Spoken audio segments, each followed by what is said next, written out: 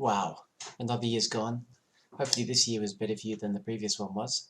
I'm going to do another Christmas challenge this year with the Ruleset Wizard Fantasy Grounds. I've been hugely busy this year on all fronts, but especially on the Fantasy Grounds front. For last year's Christmas challenge, I converted the White Lies role-playing game. Since then I've also made free rule sets for the 7th C RPG, Mutant Year Zero, Chronicles of Darkness, Thousand-Year-Old Vampire, 4-color system, and a commercial conversion of Shadow of the Demon Lord. This year I'm going to dive into a rule set I've been promising to do for a long time. In fact, I've probably started this rule set at least 4 times before. It's probably the perfect example of what the Christmas challenge is all about. It's about getting motivated to get your project started, or get it finished, or just to spend more time on that and try and get that project moving forward. This year's rule set is Dungeon World. It's based on the Powered by the Apocalypse system.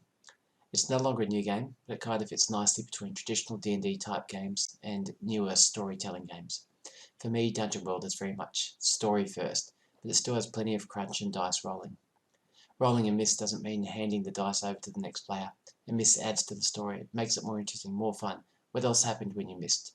Did the troll catch you with his long arms? Did you slip or drop your weapon? The rule book is pretty simply laid out. It's all black, grey and white. I'm going to stick to something close to that for the rule set theme.